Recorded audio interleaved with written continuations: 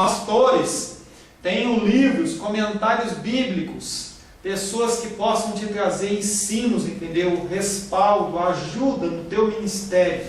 Mais importante do que qualquer coisa é o teu acervo, mas não tenha livros dentro do plástico. Compre os livros e os leia. Não simplesmente compre livros e fique lá. Às vezes tem irmãos que eu vou lá visitar, o cara está cheio de livros, não, para tirar a minha biblioteca. Legal, hein?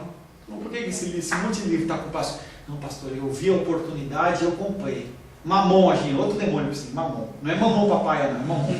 Mamon, entendeu? Agindo na vida do cara. O cara tem que comprar. Eu não compro sapato, mas eu compro livro. Eu vou na CEBI, o que tem de novidade? O cara não sabe se o foco dele é hermenêutica, se o foco dele é exegese, se é aconselhamento bíblico, mas ele quer comprar tudo. E a biblioteca dele está lotada de livros, cheio de plástico. Aí o irmãozinho foi lá para comprar, pô, o livro não está mais aqui. Você ainda roubou a oportunidade do irmão de comprar um livro. Mas é importante você ter um acervo pessoal, coisas que você tem acesso o tempo todo. Tem coisas que você pode emprestar, tem coisas que não devem ser emprestadas. PC, por exemplo, quer dizer o quê? Personal computer. Não é uma coisa que vocês emprestam, ou não deveriam emprestar. Porque todo mundo que pega um personal computer, um laptop, ele vai começar a mexer, mas eu acho que não tem que ser assim a tela inicial, eu acho que não tem que ser assim, a pessoa já vai mudando. Local ambiente. É de suma importância ter um local apropriado ao estudo, condições de iluminação, arejamento, silêncio, ordem.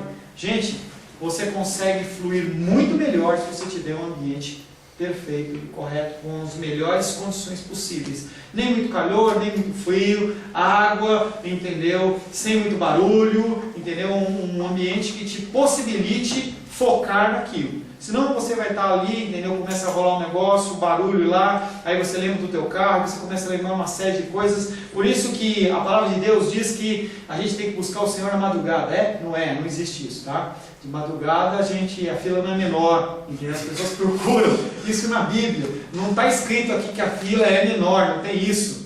Entendeu? Deus está acordado o tempo todo. Não dormita nem dorme o guarda de Israel. Ele não dormita nem dorme. Você pode falar com ele de manhã, de tarde, de noite, no primeiro horário, na segunda vigília. Tanto que Davi entendia isso. E se você fosse lá na Sucá, sabe o que é Sucá?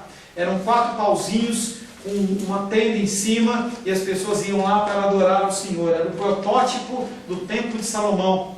Se você fosse 1 hora da manhã, tinha gente adorando o Senhor. Se você fosse 10 horas da manhã, 11 horas, meio-dia, 1 hora, meia-noite, 3 da manhã, 5, sempre tinha alguém adorando o Senhor naquele lugar. Então, este é o conceito. Você tem um lugar específico para você orar, lugar secreto, entendeu? Tem um lugar para você orar. Acorde mais cedo, vá para um lugar que você não pode ser incomodado, que você não é incomodado. Iluminação é uma coisa muito importante. A gente não dá muita atenção para isso. Iluminação tem um estudo, quando eu fiz eletrotécnica, na escola técnica, que chama luminotécnica, em que fala da influência da luz, até com, eu vou usar um termo que eu não gosto, mas psicologicamente sobre a sua vida. Se você for olhar na casa de carnes, você for lá na casa de carnes, tem um tipo de luz especial, e às vezes você compra uma carne e você fala assim, nossa, como essa carne está bonita. Você chega em casa e fala assim, o cara trocou o pacote, safado. Mas não é a mesma carne, porque está com uma luz diferente, ela exalta algum tipo de coisa. Por exemplo, cor preta. Te lembra o quê? Morte. Se você tiver com um lugar e tiver vermelho, vai te trazer a sensação de calor. Se você tiver com um azul muito claro, vai te dar a sensação de frio. Se você tiver o laranja, dá fome. Por que o McDonald's é um vermelho meio alaranjado? Porque eles sabem que aquela cor te estimula a você querer comer. Então, a iluminação tem importância, sim. Preparação. Ele realiza agora mais um conceito da metodologia científica. Realize uma leitura prévia. Essa leitura permite ao estudante levantar dúvidas inteligentes durante a aula. Um conceito bíblico. Sugestão para você. Se você fizer o que eu vou te falar, você não vai reter nada. Mas você vai ter na tua mente, vai começar a montar na tua mente um organograma, uma construção da palavra de Deus. Eu li a Bíblia uma vez em 3 meses. Eu lia 30 minutos de manhã, 15 à tarde e 30 à noite. De segunda a segunda, dia santo, chovendo, nevando, com o que é que seja, sem meditação, sem olhar rodapé, nem coisa nenhuma. Uma versão simplesona daquela que o Luizinho está ali. Bem simples, sem comentário nenhuma. De capa a capa. Uf! Você consegue estabelecer na tua mente onde está Davi. Você começa a estabelecer que Elias é em tal lugar. Você começa a perceber que os profetas eles estão mais ou menos juntos, porque às vezes você pensa que quando você lê Jeremias e lê Ezequiel, você fala são profetas que foram mandados como juízes em épocas diferentes, e não, eles estão mais ou menos na mesma época, são contemporâneos. Daniel está na época de Daniel, Jeremias está pregando lá em Jerusalém, enquanto Ezequiel está lá no exílio, e você começa a montar essa estrutura na cabeça. É muito legal. Eu sugiro você a fazer isso se possível. Realize uma leitura prévia que seria mais ou menos esse contexto. Na aula, faça anotações pessoais e não simples transcrições dos esquemas utilizados pelo professor. Por isso que eu falei para você, não copie o que eu estou escrevendo, mas faça alguma anotação, alguma coisa que te venha a trazer à memória depois. Revisão.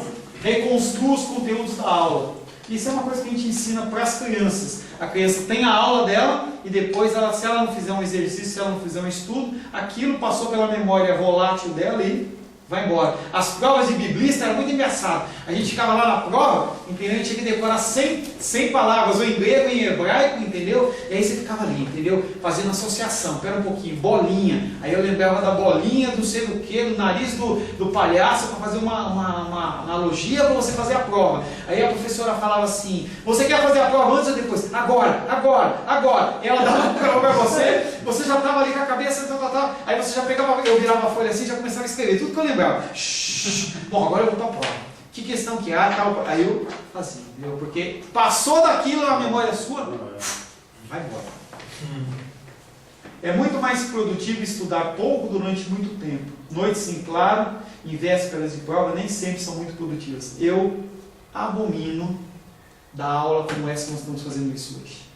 Porque as pessoas elas não conseguem interagir. E eu, como é uma aula condensada, a parte que é mais chata, eu não vou dar, entendeu? Que é muita leitura. Se eu entrar, eu só vou passar para vocês terem o sintoma da coisa. Dentro da pós-graduação, eu tenho que passar um conteúdo mais extensivo, entendeu?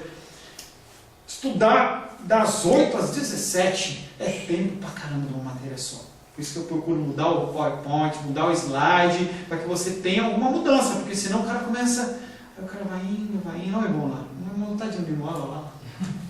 Já caiu, tadinho. Já era.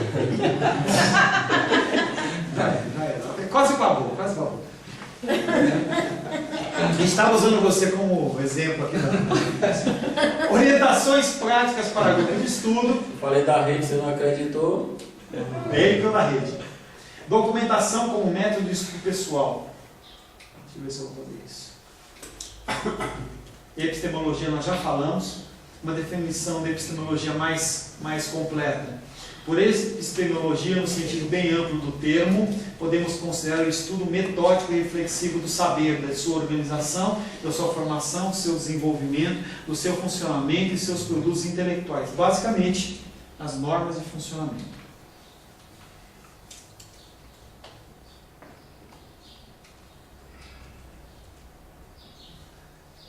Você acha?